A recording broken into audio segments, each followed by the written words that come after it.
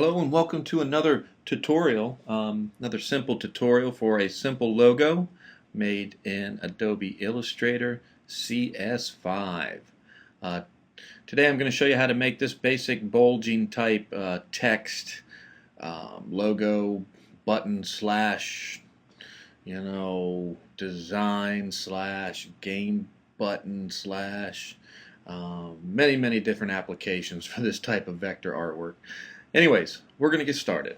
Okay, so as usual, we'll come up here and we're going to open a new file, new composition, new document. We're going to keep it print. Letter size is fine, CMYK. Actually, we'll change that to RGB, which is fine either way. It's really up to your preference. We'll name this Glossy logo.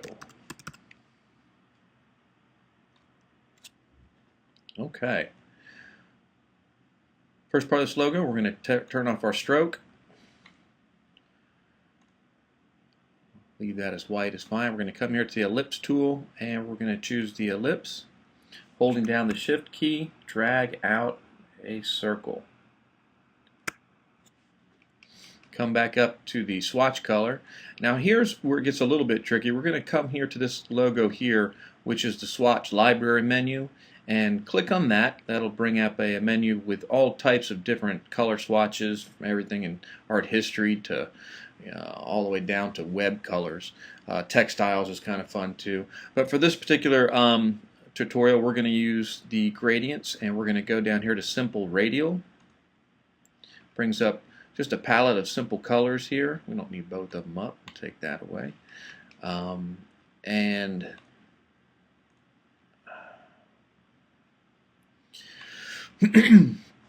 what we're going to do is we're going to choose this color here, which is the blue-green radial. Go ahead and click on that, and that'll give us our color in here into our ellipse, or to our circle, I should say. Now here's the tricky part. As it started, as you can kind of come back here to the main preview, we have our highlights here on the top left portion and in the bottom right portion.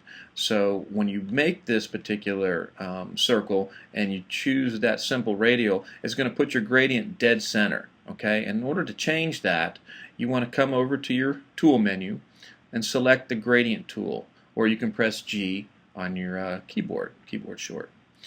Now this brings up the adjustment areas. You can take this and drag it. This is the center or the glow of your gradient. You can place it wherever you kind of want. If you want to change around the reflection on your logo, you can do so. But we're going to place it here right about 10:30, 10 o'clock, right around there. And we're going to extend the white portion out. A little bit bright, but that's all right. We're going to bring that up a little bit more. Bring this down a little bit more.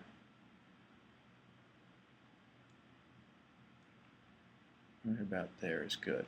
Okay. Now that we have our basic gradient and our basic glow, this gives it that three-dimensional look, we need to go ahead and click on it, and we're going to duplicate this layer, but we're going to duplicate it, or actually copy it, into place. So hit Command C, which will copy it, hold down Shift and hit Command V. And that basically puts it in place. It copies it right into the place where the original one exists. Come up to your swatch colors. We want to choose a light blue.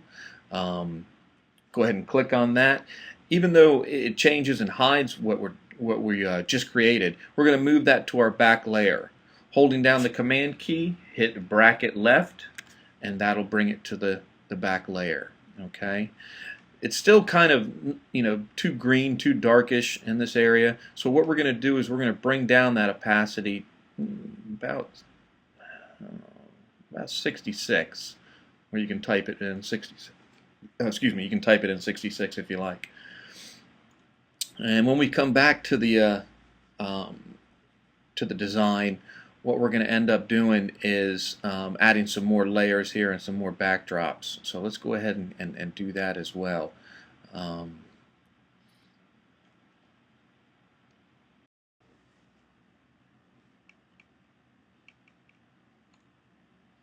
Okay, Come up here, we're going to change color. We're going to change this to a gray. We want to make it kind of a darker gray. You can use either one of these two here.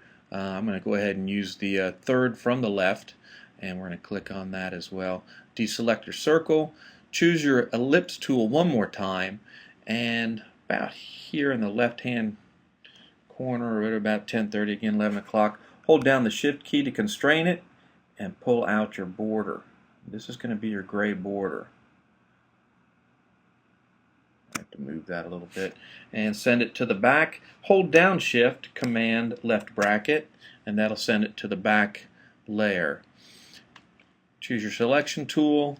You can nudge it down, you can drag it down, it's really up to you. Whatever you want there is fine. And that creates our gray outline border for this particular button or 3D shiny logo here. Okay. Next, what we're going to do is we're actually going to lock down the front layer. How we can choose the front layer is to make sure that it is in the gradient swatch, that simple radial green-blue swatch. Once it is, hit Command 2 on your keyboard and that will lock it. So we can then select the layers behind it with no problem. Okay? For this particular layer, again, we are going to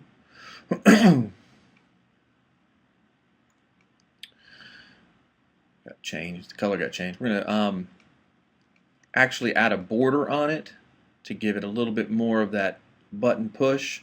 And we're going to go to a darker gray even yet. You can actually use black too, but I'm just going to use this darker gray here. And then we're going to extend that border out to about, I think, set it at about 6.5, 125. That's good.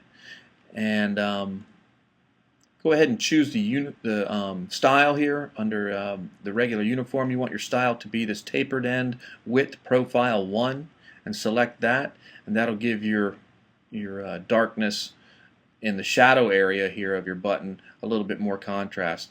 If you like, you can even bring in this a little bit bigger. Again, that's up to your aesthetic, and you can rotate it to wherever you want. I'm going to rotate mine to the bottom right because that's basically where the shadows would be cast with this particular type of glow, particular type of shine. It's pretty nice. I think this is a little dark. We're going to go ahead and lighten this up a little bit. Maybe choose here.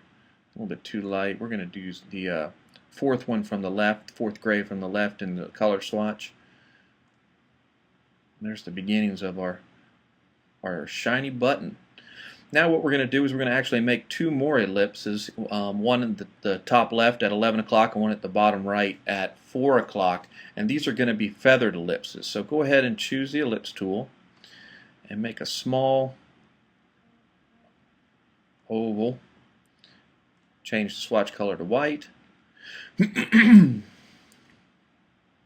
And we will rotate this just so it will fit and look like it fits actually in this particular area. Look like the light is making that white dye shine as well. Go ahead and copy that, Command C, Command V to paste it, and we'll move the bottom layer